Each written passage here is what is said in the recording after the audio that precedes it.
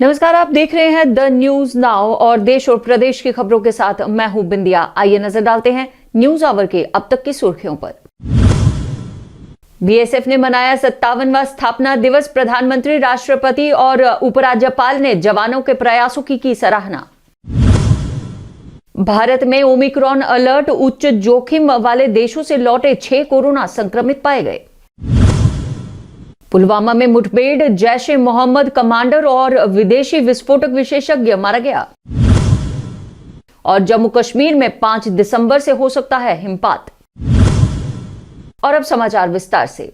सीमा सुरक्षा बल भारत अपना 57वां स्थापना दिवस मना रहा है। पूरे देश में और विशेष रूप से जम्मू कश्मीर में बीएसएफ की विभिन्न इकाइयों में समारोह शुरू किए गए, जहां समारोह में जागरूकता कार्यक्रम, चिकित्सा शिविर और आधिकारिक टीमों के साथ स्थानीय टीमों के बीच मैत्रीपूर्ण मैच शामिल रहे।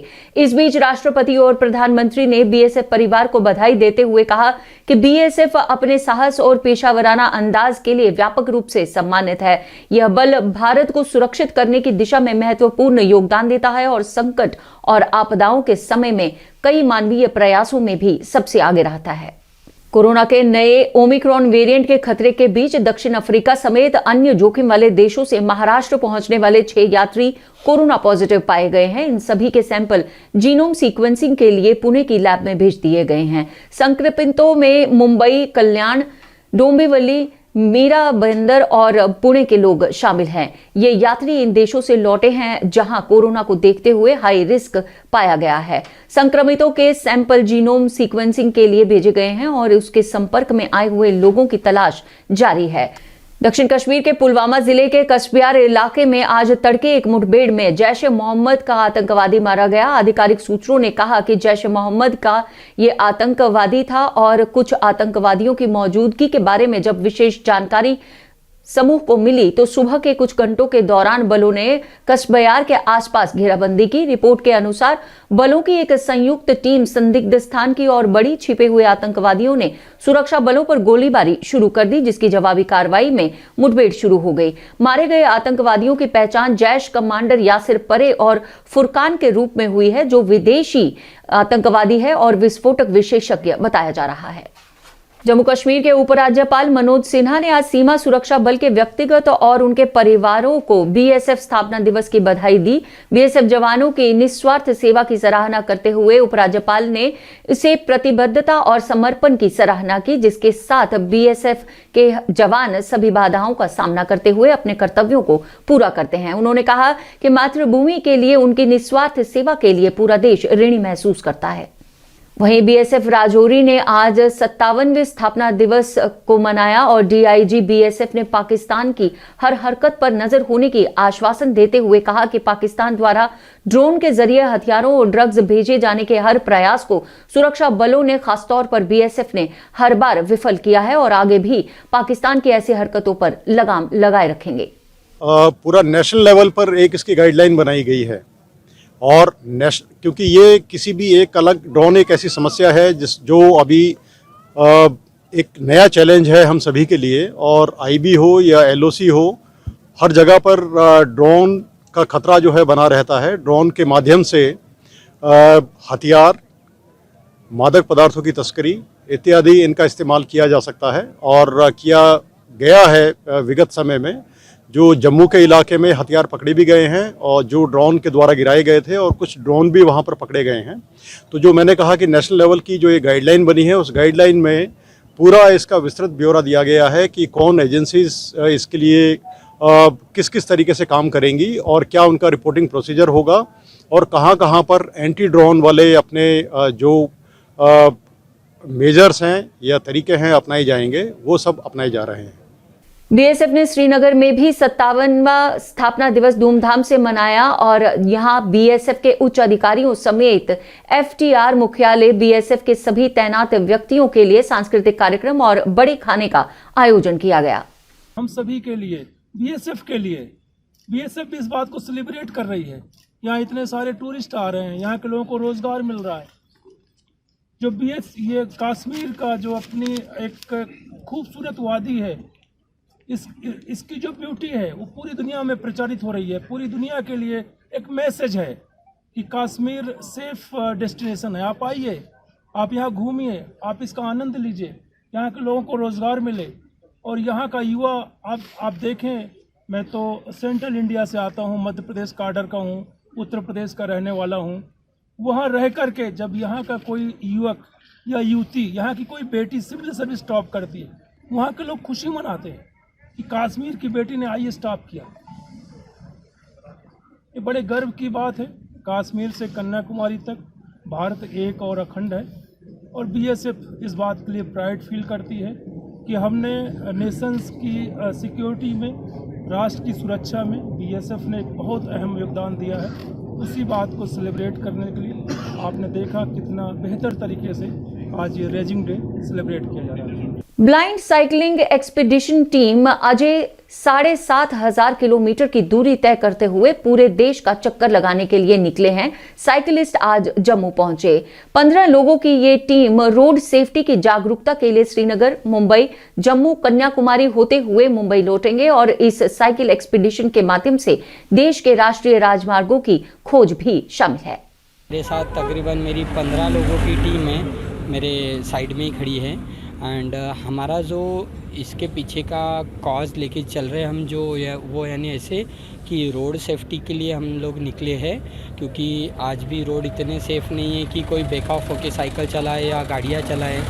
सो मैं खुद मुंबई से लेके श्रीनगर की जो दूरी मैंने तय की, उसमें मुझे काफ़ी सारे ऐसे रोड्स मिले। हाईवे तो थे, 144 हाईवे, 154 हाईवे, पर वो हाईवे सिर्फ नाम के बन चुके हैं, बाकी एक्चुअल देखने गए तो मुझे हाईवे लगे ही नहीं। इतने सारे खड्डे थे, बहुत बार मैं भी फिसला साइकिल से, भले ही मुझे दिखाई नहीं देता होगा तो भी क्या हुआ, तो भी मेरी जो टीम है वो मुझे नेविगेट करती है। जैसे कि कार में बैठ के मुझे नेविगेशन दिया जाता है, right, left, stop, speed breaker है, स्पीड बढ़ाइए, कम कीजिए। नेशनल कॉन्फ्रेंस पर पलटवार करते हुए अपनी पार्टी के नेता और महासचिव रफी अहमद मीर ने आरोप लगाया कि PAGD, नेशनल कॉन्फ्रेंस और PD उन लोगों का पक्ष लेकर जम्मू कश्मीर के लोगों को ठग रहे हैं जो जम्मू कश्मीर में नेशनल कॉन्फ्रेंस और यहां के शासन के पतन में सक्रिय रूप से शामिल हैं। उन्होंने कहा कि अपनी पार्टी चुनाव के दौरान अपने प्रयासों और एजेंडे के बारे में स्पष्ट है। तो वक्त में जितने भी कवानीन आए, उसके बदले 1984 में जब अनडेमोक्रेटिकली फारूकुल्लाह साहब को गिराया गया, नतीजा ये हुआ कि 1986 में उन्होंने फिर हाथ मिलाया कांग्रेस के साथ और यहाँ पे हुकूमत बनाई, जिसके नतीजे में यहाँ पे मफ क्रिएट हुआ और हालात ख़राब हो गए। और अब इसी PAGD का एक हिस्सा, जहाँ वो ये आज कहते हैं, उनके जो नुमाइंदे हैं वो कहते हैं कि हमने कभी नहीं कहा था कि हम 370 और 35A को वापस लाएंगे। क्या ये फिर खाली BDC और DDC इलेक्शंस जीतने के लोगों के साथ ये बात रखी गई थी? क्या ये फिर एक बार धोखाधड़ी नहीं है? तो इसलिए हम आपकी वसातत से लोगों तक ये बात पहुंचाना चाहते हैं कि वक्त आ गया है कि उनको समझना चाहिए कि गलत क्या है, सही क्या है, और एक बार फिर हमें लोगों को और हमको बेवकूफ़ नहीं बनना चाहिए। उस वक्त जो उन्होंने फैसला लिया उसके खिलाफ आज उन्हीं के पार्टनर नेशनल कॉन्फ्रेंस कह रहे हैं, और PDP की तरफ से कोई सादा सा बयान भी नहीं आया। वो इतने अपॉलोजेटिक हैं इस डिसीजन पे, इसका मतलब है उनको भी शायद लगता है ये फैसला गलत हुआ था, क्योंकि हम उस वक्त इस PDP में खुद भी शामिल थे और एक वाइडर स्पेक्ट्रम में ये फैसला हुआ था, और शायद 370 और 35A को बीजेपी ने माना था बैक बर्नर पर रखना। लेकिन ये सारा जो तोड़फोड़ हो रहा है यहाँ पे लोगों को एक बार मिसलीड करने के लिए और अपने जो किए हुए पे कवर करने के लिए ये सारा कुछ हो रहा है। इसलिए हमने सोचा ये इन बातों का आपके साथ हम वजाहत से ये आपके साथ शेयर। जम्मू कश्मीर बीजेपी बुनकर और कारीगर सेल के राज्य संयोजक बालकृष्ण कौल ने आज एक प्रेस वार्ता के माध्यम से मोंगरी के कंबल बुनकरों के लिए निर्देशित कार्यशाला, सोलर पैनल और अन्य सुविधाओं के उपलब्ध न करवाए जाने पर रोष व्यक्त करते हुए प्रशासन से ये सुविधाएं बुनकरों तक मुहैया करवाए जाने की मांग की। इनकी ट्रेनिंग दी गई है, इनको कुछ नहीं, उल्टा इनको जो लोन देने वाले था उनको 2500 रुपया इन्हीं से दिया गया। उनमें से ये भी एक है, ये जो हमारे वहाँ के इंचार्ज है, आपने देखा गंधर्व सिंह जी है, इनसे उल्टे 2500 रुपये ले गए हैं। और इसमें से कोई, इसमें पूरी डिटेल, ये मशहूर थे अपने कला में, अपने विविंग में, जो पूरे हिंदुस्तान में ब्लैंकेट्स आपने भी देखा, घरों में देखा, अस्पताल में देखा, फोर्स में देखा, जो ब्लैक ब्लैंकेट्स, ये 4 गाँव हुआ करते थे जो मोंगरी के ब्लॉक में आते थे। इसमें सरथल आता था, थाथली आता था और पंजार आता था। ये 4 गांव यही काम करते थे घरों में। ये जो क्लस्टर विश्वविद्यालय के अंतर्गत आने वाले कॉलेज छात्रों ने वाइस चांसलर क्लस्टर विश्वविद्यालय से परीक्षा में छूट दिए जाने की मांग को लेकर आज एक प्रदर्शन करते हुए कहा कि जिस प्रकार कश्मीर के छात्रों को कोरोना वैश्विक महामारी को देखते हुए परीक्षाओं में कुछ राहत दी जा रही है, उसी प्रकार जम्मू संभाग के छात्रों को भी क्लस्टर विश्वविद्यालय राहत प्रदान करे। व्यवस्था वो तो हम सभी जो स्टूडेंट्स हैं, हमारा सेकंड टाइम में पेयरिंग है, क्योंकि पिछली बार जिस तरीके से प्रोटेस्ट चले, जिस तरीके से रिजल्ट को लेकर इशू बना, उसके बाद तो ये स्टूडेंट जो है दोबारा से एग्जाम में रिपेयर हो रहे हैं।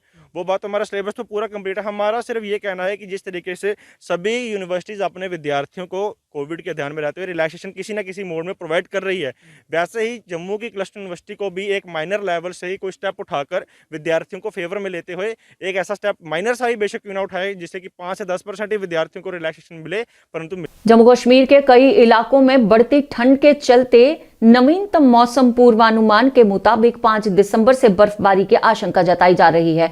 मौसम विभाग के हवाले से दी गई जानकारी के मुताबिक जम्मू कश्मीर में 5 दिसंबर से हल्की से मध्यम हिमपात हो सकती है।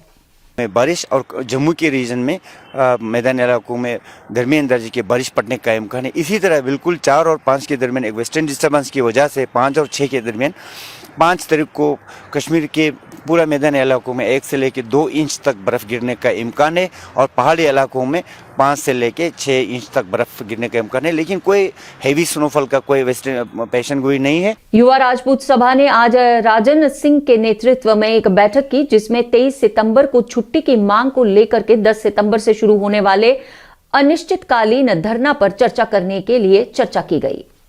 पहले साढ़े 5 दिसंबर प्रेस कॉन्फ्रेंस करके महाराजा हरि सिंह के स्टैचू के सामने तवी वाले पुला ऊपर ना कि प्रेस के स्टैचू के सामने करके जी साड़ी युवा राजपूत सभा की पूरे जम्मू के डोगरे की कन्ने ली है, सारी बरादरियों की, सारे जम्मू कश्मीर के निवासी की अस अपील करने आने वाली 10 तारीख की साड़ा साथ दियो।